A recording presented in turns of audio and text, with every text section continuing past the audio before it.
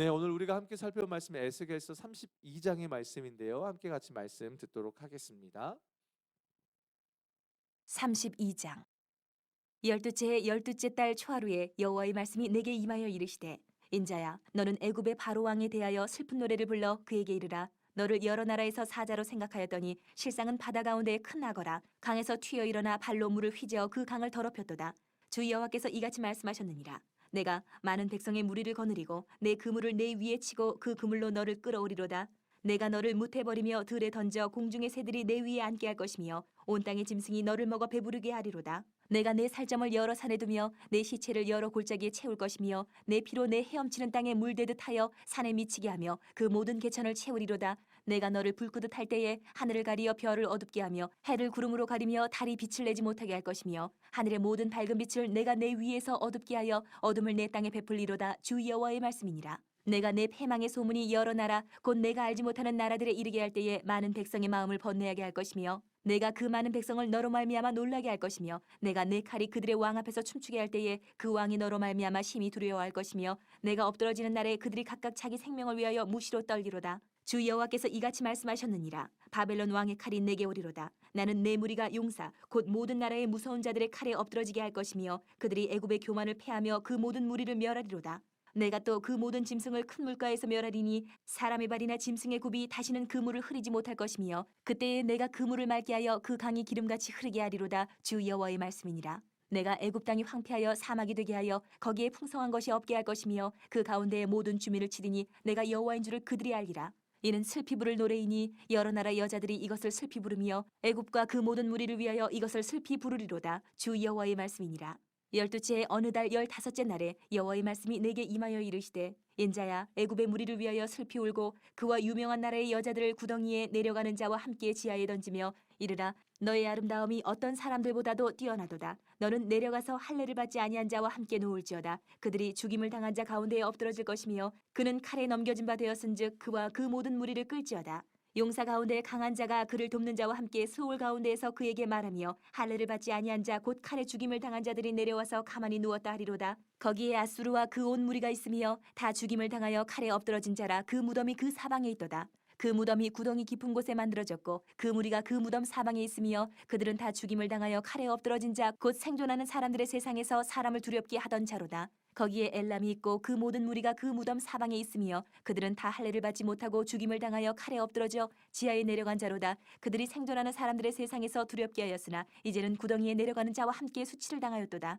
그와 그 모든 무리를 위하여 죽임을 당한 자 가운데에 침상을 놓았고 그 여러 무덤은 사방에 있으며 그들은 다 할례를 받지 못하고 칼에 죽임을 당한 자로다. 그들이 생존하는 사람들의 세상에서 두렵게 하였으나 이제는 구덩이에 내려가는 자와 함께 수치를 당하고 죽임을 당한 자 가운데에 뉘었도다. 거기에 메색과 두발과 그 모든 무리가 있고 그 여러 무덤은 사방에 있으며 그들은 다 할례를 받지 못하고 칼에 죽임을 당한 자로다. 그들이 생존하는 사람들의 세상에서 두렵게 하였으나 그들이 할례를 받지 못한 자 가운데에 이미 엎드러진 용사와 함께 누운 것이 마땅하지 아니하냐. 이 용사들은 다 무기를 가지고 스월에 내려가서 자기의 칼을 베개로 삼았으니 그 백골이 자기 죄악을 졌으며 생존하는 사람들의 세상에서 용사의 두려움이 있던 자로다. 오직 너는 할례를 받지 못한 자와 함께 패망할 것이며 칼에 죽임을 당한 자와 함께 누우리로다. 거기에 에돔 곧 그 왕들과 그 모든 고관이 있으며 그들이 강성하였었으나 칼에 죽임을 당한 자와 함께 있겠고 할례를 받지 못하고 구덩이에 내려간 자와 함께 누우리로다. 거기에 죽임을 당한 자와 함께 내려간 북쪽 모든 방백과 모든 시돈 사람이 있으며 그들이 본래는 강성하였으므로 두렵게 하였으나 이제는 부끄러움을 품고 할례를 받지 못하고 칼에 죽임을 당한 자와 함께 누웠고 구덩이에 내려가는 자와 함께 수치를 당하였도다. 바로가 그들을 보고 그 모든 무리로 말미암아 위로를 받을 것이며 칼에 죽임을 당한 바로와 그 온 군대가 그러하리로다. 주 여호와의 말씀이니라. 내가 바로로 하여금 생존하는 사람들의 세상에서 사람을 두렵게 하게 하였으나 이제는 그가 그 모든 무리와 더불어 할례를 받지 못한 자 곧 칼에 죽임을 당한 자와 함께 누이리로다. 주 여호와의 말씀이니라. 네, 예전에 제가 제자 훈련을 할 때 제자 훈련 뭐 여러 가지 것들을 했었을 때 그 한 과 중에 제목이 그런 게 있었어요. 당신은 지금 속고 있습니다. 라는 제목이 있어요. 그래서 그 과의 제목이 영적 전쟁과 비슷한 그런 부분의 강의인데, 그러니까 우리가 인생을 살아가면서 사람들에게도 속고 살아가지만 진짜 이렇게 많이 속고 사는 대상이 바로 사단이다라는 겁니다. 그러니까 끊임없이 가짜 행복을 쫓게 만들고, 그러면서 우리의 인생이 예수로 사는 인생이 아니라 속어 넘어가는 인생으로 만든다는 거죠. 그게 사단이 하는 일인 거죠. 이게 사실 우리의 실상이기도 합니다. 우리 눈에 보여지는 수많은 것들이 있습니다. 사단은 그렇게 합니다. 눈에 보여지는 그것들에 우리가 현혹되어 무너지고 빠지게 만듭니다. 우리가 그토록 갈망하고 쫓아가는 부와 명예. 근데 그 뒤에 사단의 속삭임이 속임수가 늘 있다라는 걸 여러분 알고 계십니까?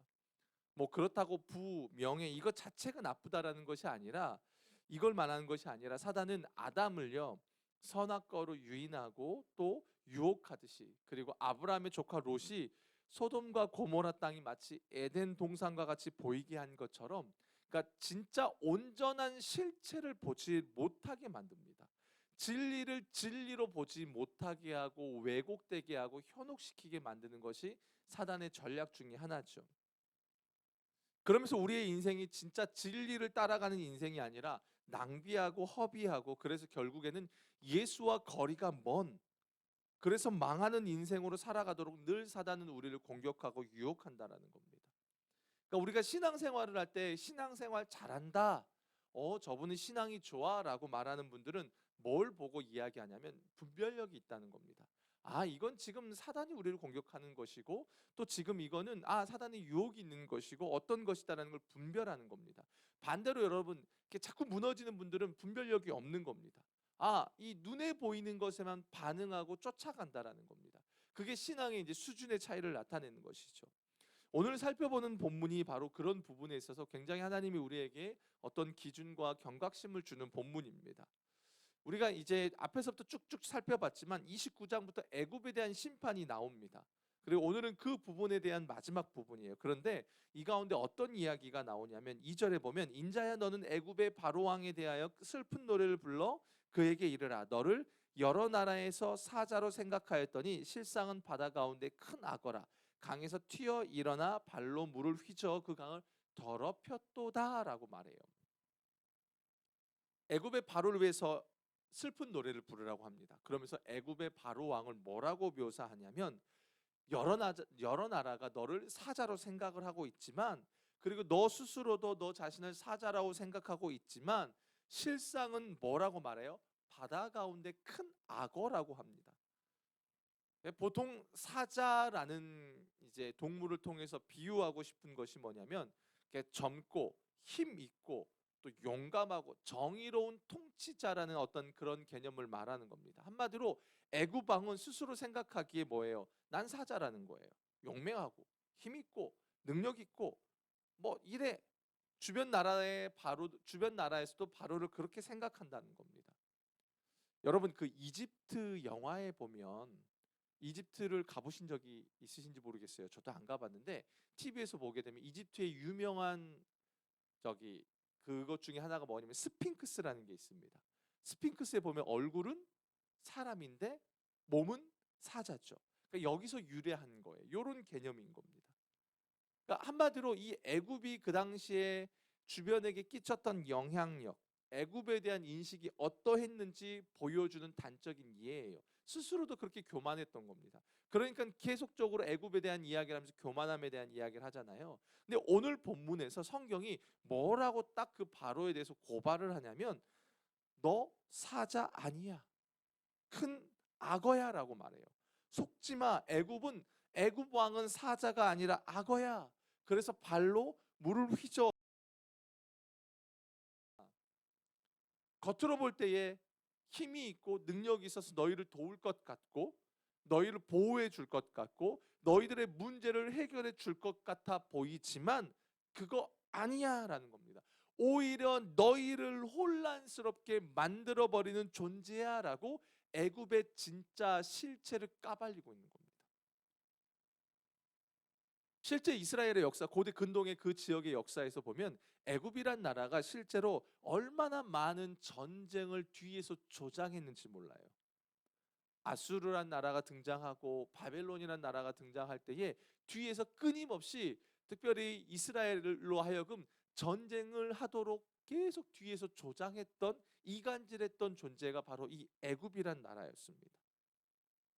그렇기 때문에 이 애굽은 이스라엘과의 관계에 있어서 뗄래야 뗄 수 없을 만큼 이스라엘에게 많은 영향을 주고 있었다라는 겁니다. 근데 그 영향이 좋은 영향이 아니라는 거예요. 물을 휘젓다라고 했잖아요. 여러분 그 악어가 막 이렇게 흙탕물 일으키는 거 여러분 보시잖아요. 마치 그렇게 이스라엘을 만들어 버리는 존재라는 겁니다. 근데 이것이 단순히 역사적으로 이스라엘과 주변 나라들을 그렇게 혼란스럽게 하는 것뿐만 아니라 영적인 부분에 있어서도 하나님 나라를 대적하는 존재라고 오늘 우리에게 말해주는 거예요. 왜냐하면 성경에서의 주로 악어는 하나님을 대적하는 불의한 나라를 비유할 때 쓰는 동물이기도 합니다. 그래서 하나님을 대적하는 악한 세력 사단을 말하는 겁니다. 결국 하나님이 우리에게 뭘 말씀하시냐면 속지 말라는 거예요.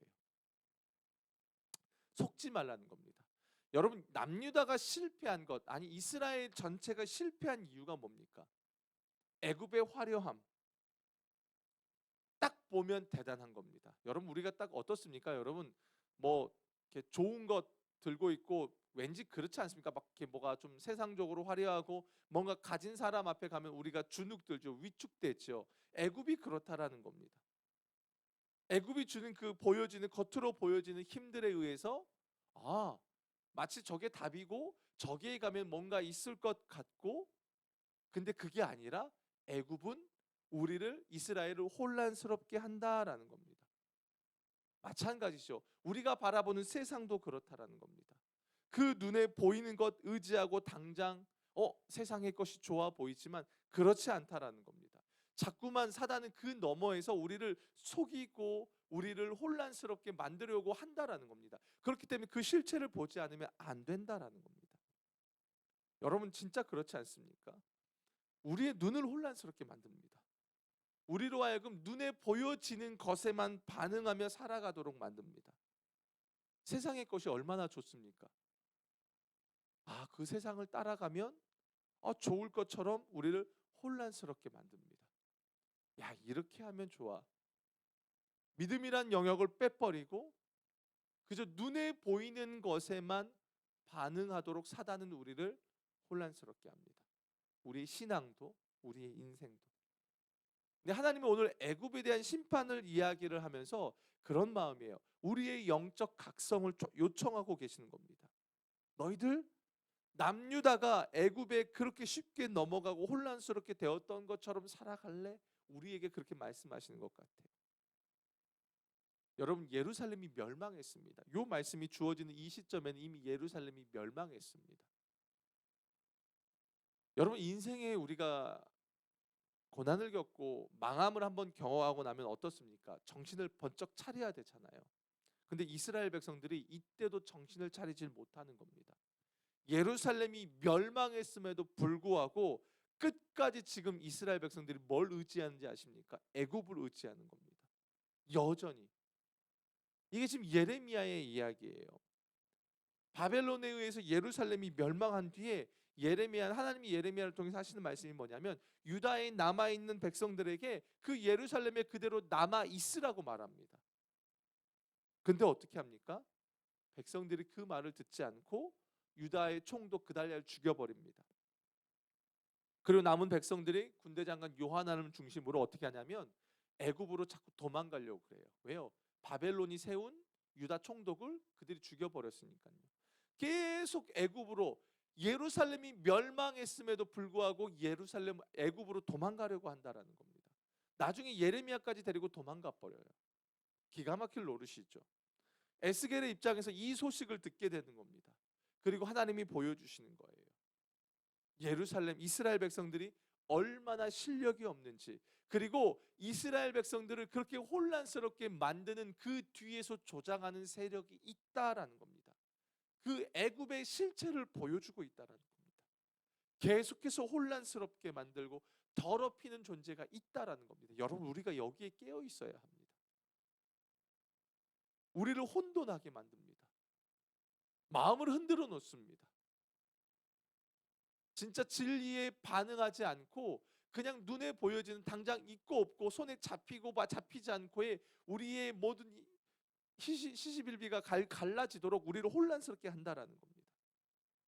그래서 하나님이 지금 이 애굽의 실체를 이야기하면서 그 애굽이 반드시 멸망하게 될 것이다라고 우리에게 강력하게 말씀하시는 거예요. 11절에 보면 바벨론의 왕의 칼이 내게 오리로다. 12절에 나는 내 무리가 용사 곧 모든 나라의 무서운 자들의 칼에 엎드러지게 할 것이며 그들이 애굽의 교만을 패하며 그 모든 무리를 멸하리로다. 바벨론에 의해서 결국 애굽도 멸망을 당합니다. 사랑하는 여러분, 우리는 진짜 눈에 보이는 것에 참 잘 속습니다. 오늘 말씀에도 보면 19절 32장 19절에 보면 이르라 너의 아름다움이 어떤 사람들보다 뛰어나도다. 이게 애굽의 아름다움들을 말하는 겁니다. 근데 뭐예요? 결국에는 너는 내려가서 할례를 받지 않은 자와 함께 누울 것이다라고 말하고 있는 겁니다. 그러니까 뭐냐면 애굽이란 나라는 충분히 아름다운 거예요. 우리를 현혹시키는 겁니다. 우리가 그렇습니다. 실제 우리의 삶을 들여다볼 때에 하나님의 말씀에 반응하는 것보다 당장 눈에 보여지는 세상의 것에 우리가 더 반응할 때가 참 많다라는 겁니다. 저도 그래요. 어떤 일 때문에 넘어지는 순간들을 보면 제 안에 어떤 게 있냐면 제가 말씀에 반응하고 있지 않고 눈에 보이는 것에 반응할 때에 결국 제 삶에 무너짐이 있더라는 겁니다. 마치 큰 악어가 휘젓듯이요. 그렇기 때문에 우리의 마음을 사단으로부터 늘 지켜야 합니다. 내 마음을 지키라고 말합니다. 우리의 심령이 하나님의 말씀으로 채워지고 굳은 믿음으로 견고해져서 흔들리지 않도록 우리는 우리를 늘 지키는 싸움을 해야 되고 진짜 속지 않고 실체를 바라보는 그런 믿음의 훈련이 우리에게 필요하다라는 겁니다. 이스라엘 백성들이 이게 없어서 무너진 겁니다. 이게 없는 겁니다. 분별력이 없는 겁니다. 그러니까 어때요? 툭하면 애굽을 찾습니다. 툭하면 애굽으로 넘어갈 생각을 합니다. 여러분 그거 아십니까? 아브라함도 그랬습니다. 처음에 아브라함이 가나안 땅에 왔다가 기근이 들자 어떻게 합니까? 아브라함이 애굽으로 내려갑니다. 그런데요, 여러분, 아브라함과 지금 여기 본문에 등장하는 이스라엘과의 결정적인 차이가 어디에 있는지 아십니까? 아브라함은 애굽을 내려가서 거기서 뭘 배운지 아십니까? 하나님을 배웁니다. 세상에 나아갔더니 세상이 대단한 게 아니라 그 세상 가운데도 역사하시고 자기의 인생을 끌어가는 하나님을 아브라함이 배웁니다. 그러니까는 그가 애굽에서 오고 나서 자기 조카 롯과 소유 문제로 분쟁이 일어날 때 어떻게 합니까?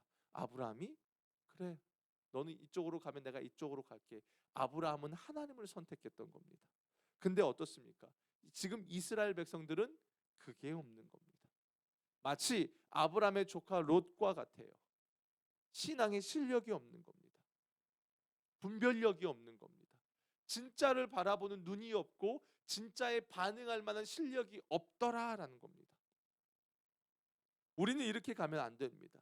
그래서 하나님이 오늘 우리로도 하여금 오늘 이렇게 말씀하시는 줄로 믿습니다. 세상을 이길 수 있도록 분별하라는 겁니다. 속지 말라라는 겁니다. 눈에 보이는 것에 반응하는 자가 아니라 하나님의 말씀에 반응하는 자로 살아갈 때에 진짜 세상을 이긴다라는 겁니다. 그러면서 17절 이하의 애굽을 비롯해 하나님을 대적하는 자들의 결론이 나와요. 이게 딱 중요한 거예요. 아까도 19절에도 그랬잖아요. 그들의 아름다움이 뛰어나지만 결국 그 애굽도 어떻대요? 너는 내려가서 할례를 받지 않은 자와 함께 어디에 누울 거다? 심판할 거다라는 겁니다.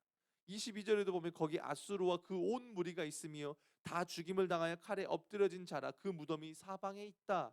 거기에 엘람이 있고 그 24절에도 그 모든 무리가 그 무덤 사방에 있으며 그들은 다 할례를 받지 못하고 죽임을 당하여 칼에 엎드려져 지하에 내려간 자로다. 그들이 생존한 사람들의 세상에서 두렵게 하였으나 이제는 구덩이에 내려간 자와 함께 수치를 당하였도다. 이게 실체라는 겁니다. 그 대단해 보이던 애굽도 결국에는 하나님의 심판 가운데 내려간다라는 겁니다. 우리에게 분명하게 말씀해 주시는 겁니다. 심판이 있다는 겁니다. 당장 그 애굽이 대단해 보이고 당장의 세상을 쫓아가는 것, 세상의 방법대로 사는 게 대단해 보이고 그게 승리할 것처럼 보이지만 아니다라는 겁니다.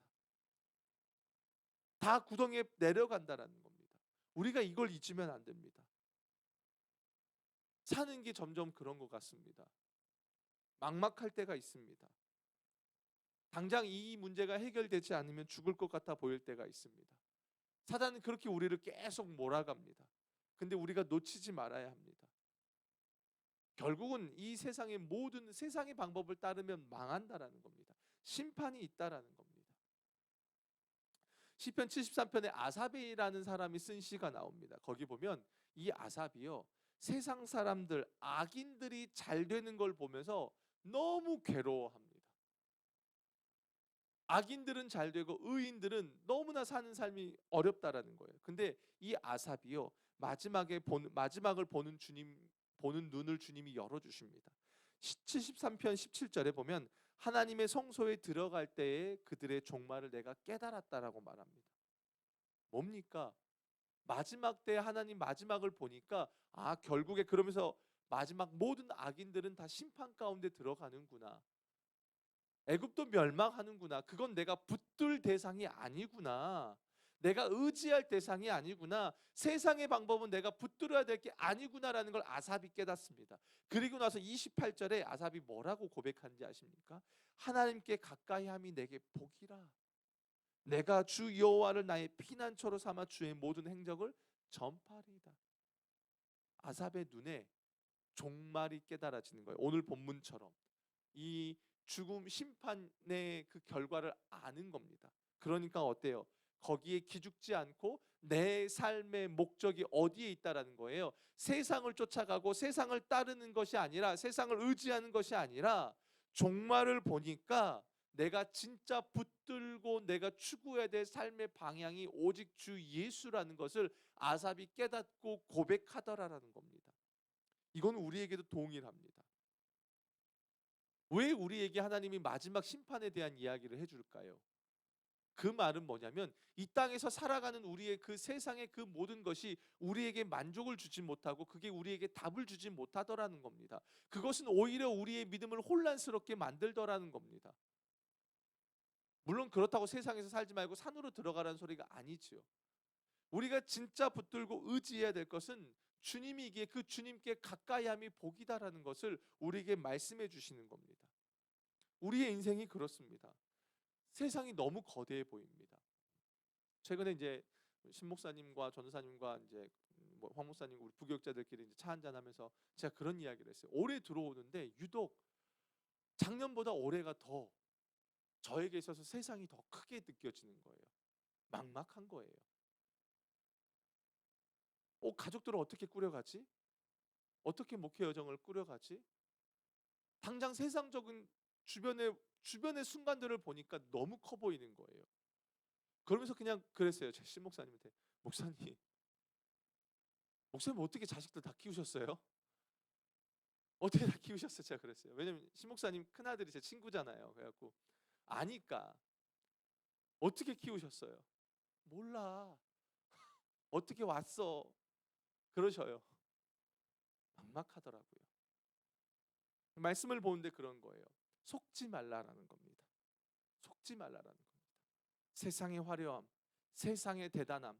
그래서 그것이 나에게 뭔가를 줄 것 같고 내 당장의 어려움을 해결해 줄 것 같지만 그렇지 않다라는 겁니다. 오히려 그 세상의 화려함 뒤에는 사단이 그 가운데 있어서 우리를 휘저어 놓는다라는 겁니다. 그렇기 때문에 우리가 진짜 붙들고 살아가야 될 대상은 오직 주님밖에 없다라는 겁니다. 오늘 우리가 부른 그 찬양처럼요. 그렇게 그 주께 가까이 함이 내게 복임을 깨닫고 그 주님께 반응하는 자로 우리가 살아가는 훈련을 해야 한다라는 겁니다. 주님의 말씀이에요. 결국 그런 자들에게 어떤 역사가 일어나요? 여러분 다음 주에 보게 되면 우리가 에스겔에서 가장 유명한 뭐예요? 에스겔 37장에 마른 뼈들이 살아나는 역사가 일어나게 된다라는 것입니다. 사랑하는 여러분, 말씀을 좀 마무리해 보겠습니다.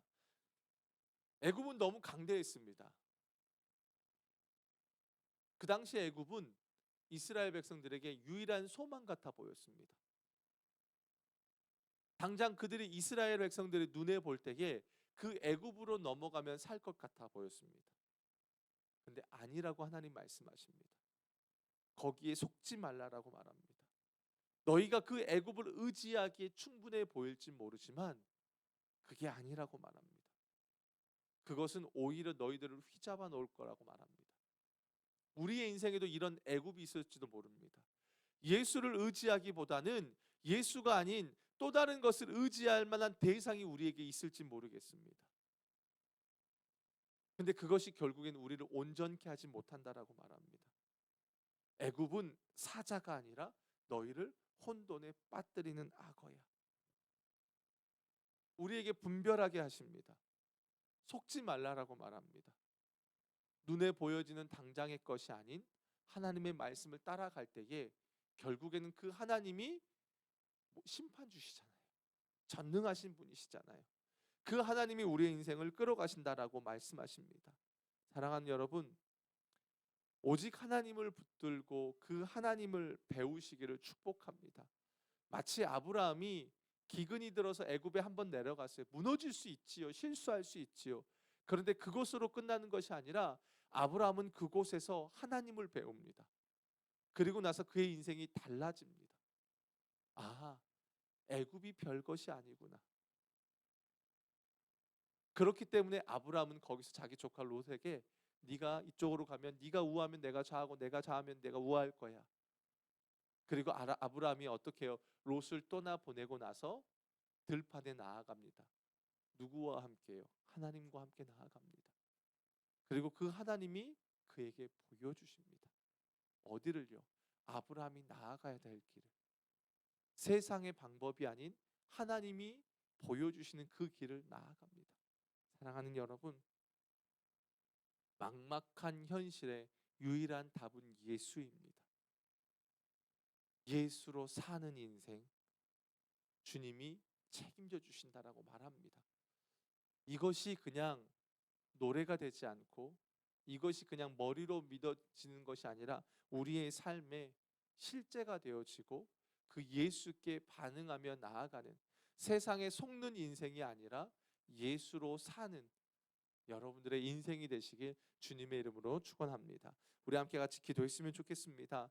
2절 말씀에 보면 인자야 너는 애굽의 바로 왕에 대하여 슬픈 노래를 불러 그에게 이르라. 너를 여러 나라에서 사자로 생각하였더니 실상은 바다 가운데 큰 악어라. 강에서 튀어 일어나 발로 물을 휘저 그 강을 더럽혔도다. 애굽의 속으면 안 됩니다. 애굽이 사자라고 했더니 결국에는 큰 악어였습니다.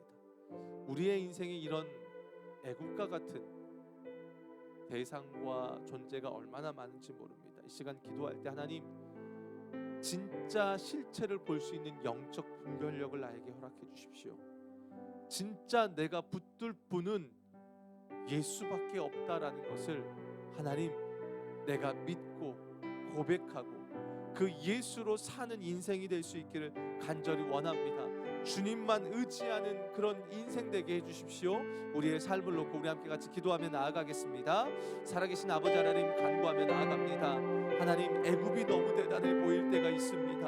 하나님 세상이 너무 대단해 보일 때가 있습니다. 자꾸만 세상의 방법을 의지하고 싶을 때가 있습니다. 그런데 하나님 우리에게 말씀하십니다. 그것은 오히려 우리를 혼란스럽게 만드는 것이라고 우리에게 말씀하십니다.